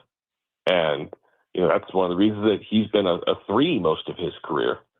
And, Mitch was the second pick of the draft. Whether he should have been or not, that's obviously a conversation. But, there's a reason he was graded that high by a bunch of teams. I mean, he was highly thought of going into that draft because he's got some of those abilities. He's never come together, but he's got some of those abilities. Well, Corey, it's a great day. We got a bunch of deals that'll take place like immediately at 11 o'clock, when I'm sure none of these teams or players have spoken before the deadline or the opening of the tampering period, because that would never happen in the NFL. But going to be a fun day today. We appreciate you taking time this morning to join us, and we will talk to you next week, my friend. By the way, and because I always have to say something when you try to hang up with me. So the Bears and Edmonds are gonzo, and Rashawn Gary is gonzo with the Packers. Do you think either one of those guys can wind up here? Sure. I mean, I would probably prefer Edmonds. Gary looks cooked to me, but that's just me. Yeah. I think the thought is that Edmonds will be here. Okay. It's just a matter of how much money he costs. Yeah. I wouldn't hate that. So he went the 8-9 years in. I think he's 9 years in. Yeah.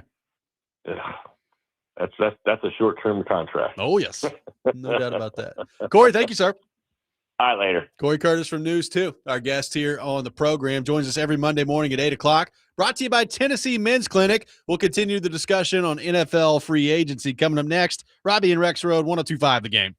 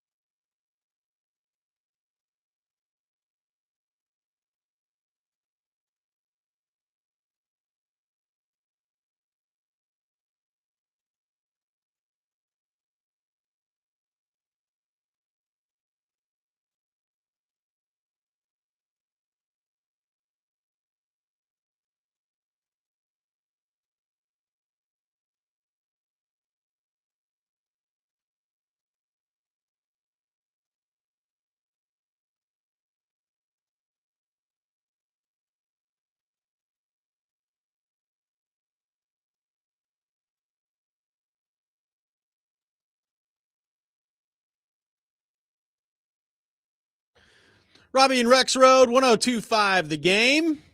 It is the legal tampering period, opening officially today at 11 a.m. Central Time in the National Football League. Raise a glass with Tennessee Brew Works, proud partner and official craft beer of the football offseason coverage on 102.5 The Game. Joe, today and this week, one of the big times of football offseason coverage that we will have for you all week. Titans expected to sign Wan'Dale Robinson. We'll see how that plays out. But, Florio was talking about this last night, put out an article that said, quote, widespread belief that Wan'Dale Robinson will sign with the Titans as soon as the legal tampering period opens. So I read that, Joe, as, about 11:02, you're going to find out that the Titans have signed Wan'Dale Robinson today at wide receiver. Very interested to see where that number comes in, as Corey Curtis just pointed out in the last segment.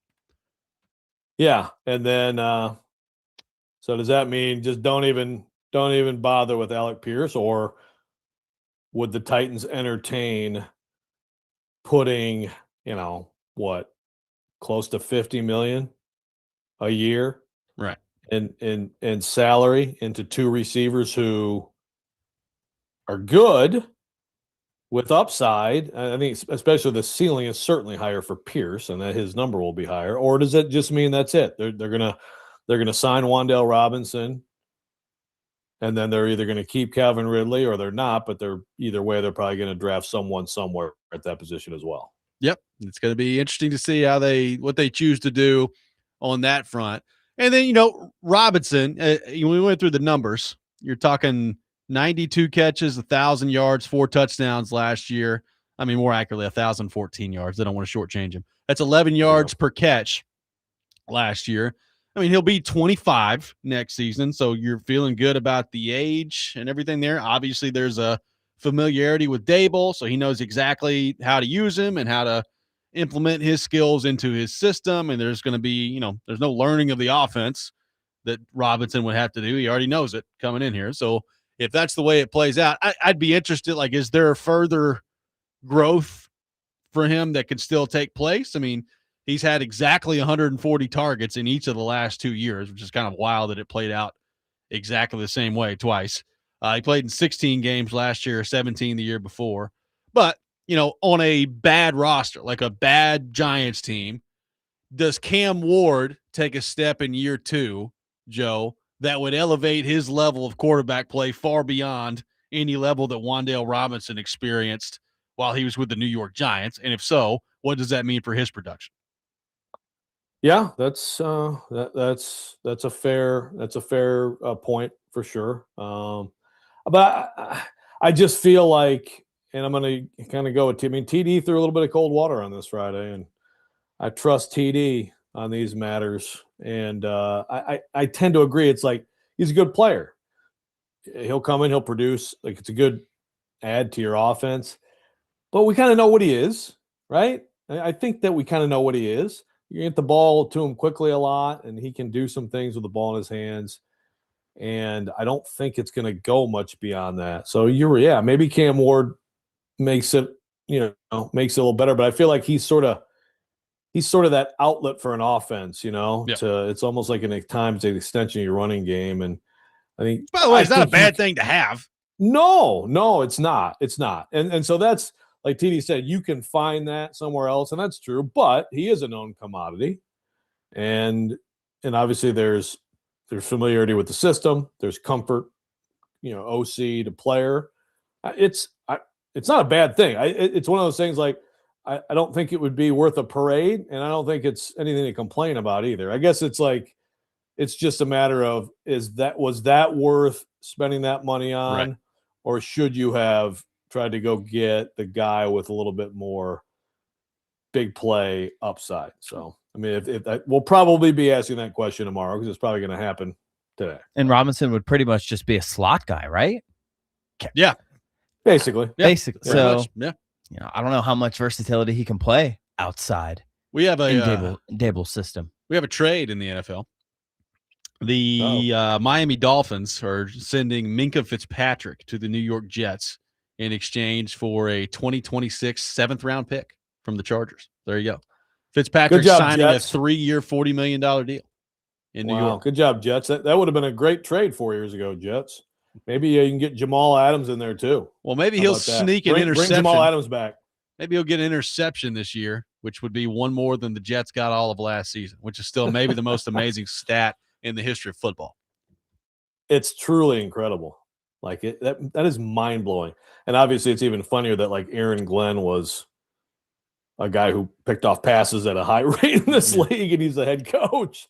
But yeah, the different angles of futility around that franchise are truly amazing. Like from any place you want to look. Fitzpatrick plays safety now, right? Yeah. So yeah, I guess that means the Caleb Downs thing probably out. Maybe he's going to mentor. Them, Who knows? Maybe he'll mentor Downs. Yeah, I mean, Minka Fitzpatrick at this point, I don't think he disqualifies any sort of pick. You know what I mean? It's just that's why he went for a 7th at this point. They're signing him to a 3-year, $40 million deal. Are you serious? Yeah, that's a very Jets thing. Oh my God. Oh. So it sounds like they want to keep him in the plans at some point. Sounds like it's the New York Jets. Holy crap. That's incredible, man. I mean, again, maybe he's not as cooked as it appeared he clearly was. My goodness. Now, by the way, the Dolphins earlier today officially are going to be releasing Tua Tagovailoa. Not that is a surprise, but they post June 1, post June 1, cap. Yeah, they're going to split it up, and he'll be out of there. So Tua on the market. Texter does say Robinson's more versatile than you think. A little over 500 snaps in the slot and 400 outside. I mean, you can move him around. He fits the bill, skill set wise of a slot receiver. But that's another thing when we get into these. When you talk about, I mean, teams look for matchups and stuff, and so like outside receivers play in the slot a fair amount, which then at times means the slot receiver's outside. But does that really mean that he's that versatile, or is it just what you're doing on a particular play? I mean, you have to take all that into account. We'll have more coming up next on the NFL free agency front. 615-737-1025. Robby and Rexrode, 1025 The Game.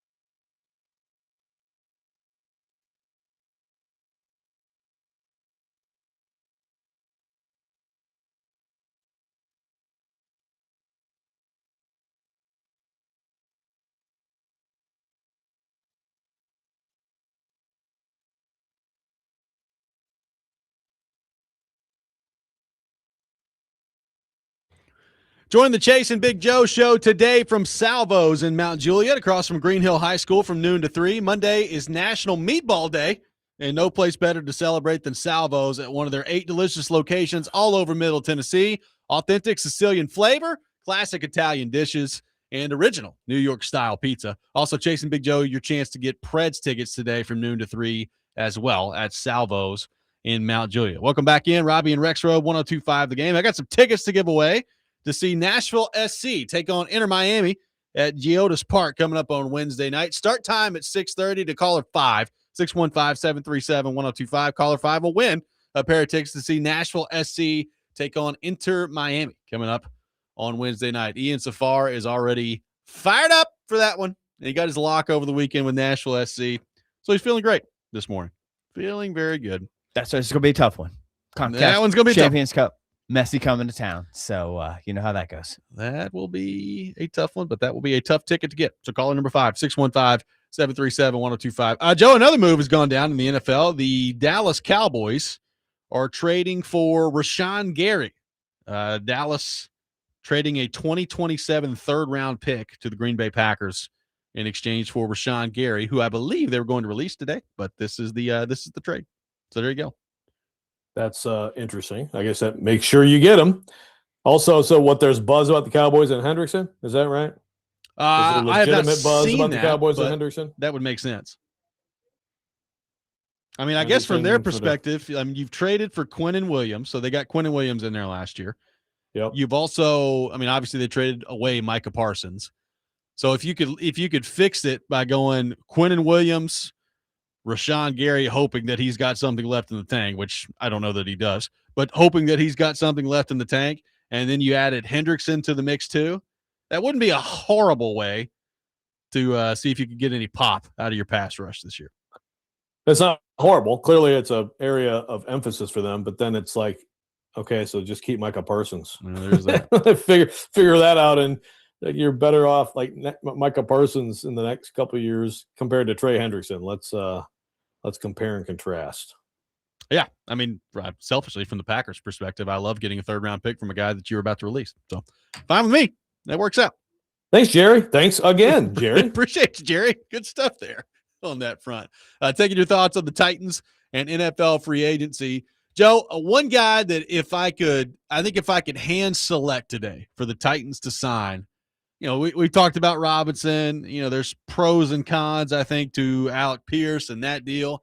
If I could hand select one guy for the Titans to sign today based on the dollar amount that I think it's coming in at, the position that he plays, and how good he is, I think it would be Alontae Taylor. I think that would be the one guy that I would pick for the Titans. If you walk away with Alontae Taylor today, this week, whenever that deal would come about, they need at least one significant investment at corner. Like, I don't see any way around it in free agency where you don't have to spend significant money to go get one of those guys. I hear you, and it would be high on my list. He'd be high on my list too, but I would put him behind Tyler Linderbaum, and I don't like the vibe from the beat writers on that, but I am very interested to know what the Titans' plan is at center, because you can do a lot of other things, and there's a lot of things they have to do, and they're going to try to address a lot of things. But if you end up with a substandard center with Cam Ward in his second year, like you're risking, harming him and his development, even as you do other things to improve the situation. I understand that position. It's not, it's not a high money position. It's not a position we talk about a lot. Look around the league, though. I think teams with solid veteran long-term centers typically really benefit from that, and teams that are constantly changing them in and out, that can be a real problem for your offensive line. I've already used the example before, but the Detroit Lions had one of the best offensive lines in football for 2 years, and last year they had a bad offensive line, and it wasn't just the center position, but that's by far the biggest factor. They were like, yeah, we got Graham Glasgow. We can go with him. There's a lot of guys you can go with. You can go with Corey Levin, but there's a big difference between that and a legit top half of the league center. So Linderbaum would be my number one target. And if that doesn't happen, if they're not really in on it, then I am very curious to know what their plan is. Chris says, it's funny how you guys constantly dunk on the Jets. A year ago, we were literally the worst team in the NFL. That is true. The Jets have been the worst team in the league or either the worst or near the worst for like 15 years in a row. So as bad as it is for the Titans, it's been worse for the Jets. I mean, objectively, it's Yeah. worse. It's hard to find franchises that deserve more mockery than the Titans. So certainly, Chris, your point is partially well taken. But again, I don't think that you are fully respecting how embarrassing they are in so many ways. Like, they set the standard for embarrassing franchises in the NFL. They do. There's no doubt.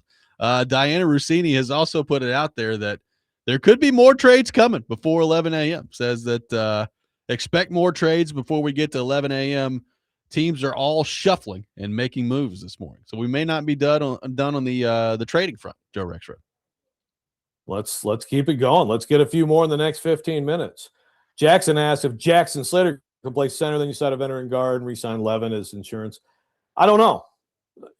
Maybe that's their, who knows? It could be part of their plan. It's just hard for me to believe that you're going to cast your lot with, while a young player you like, still an unproven commodity. I mean, like Trevor said, look back at the impact Ben Jones had coming in. Go get a proven dude to help out Cam Ward. Absolutely. It's what they tried to do with Lloyd Cushenberry.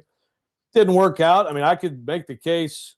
I mean, look, obviously, like the injury is lingering, right? So, but like, if he were improving and he could pass a physical, I could have made the case to still ride with him moving forward, because of you could certainly get worse there. But I don't know. They have to have a plan. We don't know what it is. We're going to know soon enough. I really hope the plan is not, like to just not even get into Linderbaum sweepstakes because it's too expensive. I think that's a really important position. Well, look, they may lose out on him, but if it comes out that the Titans, didn't go that route because they didn't want to get into that price range that TD has kind of thrown out there and suggested that could be the case, that's not going to go over well with Titans fans. Titans fans are going to look at it and say, so you got like a really good player out there available that we know is demonstrated to be a great player in the league. You got as much money as anybody out there to go spend this offseason, and you don't want to get stuck in a bidding war for Tyler Linderbaum. Like, I don't think that'll play well with Titans fans. No, it won't. It shouldn't. Again, there's information we don't have, like on Slater, for example, or someone else. But you saw McGovern go this weekend. That was an obvious, cheaper option after Linderbaum. So, you just can't, to me, ham and egg it at center. You really can't. 615-737-1025, our phone number. Final segment of the day for us coming up next. More of your thoughts on the Titans and NFL free agency as the legal tampering period set to open in just over 2 hours. We will get into that. Robby and Rexrode, 1025 The Game.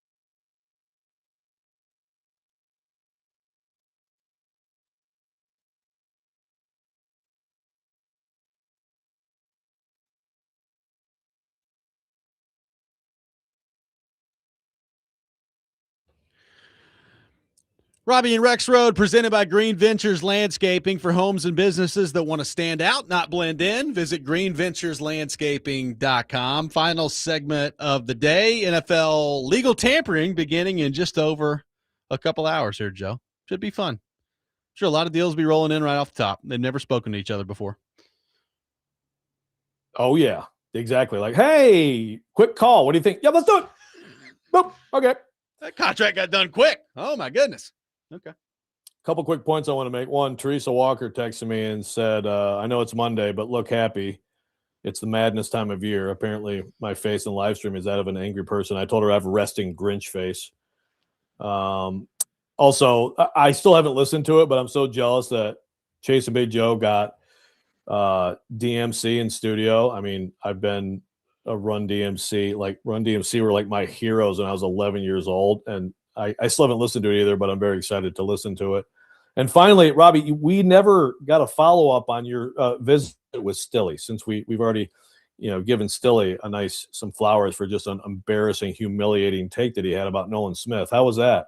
It was good. It was fun. We talked about the trade deadline. We talked about what the Titans are going to do in the draft. I made the prediction the Titans are getting to 7 wins next year, which he said, how? Ooh. And I said, well, believe it or not, they're going to add some players between now and then. So 7 wins is where I'm going. How dare you give him that scoop instead of us? My goodness. Well, I need to see. I mean, I could even bump it up depending on what they do. Right? It's fluid. It's fluid. But right now, my guess is 7.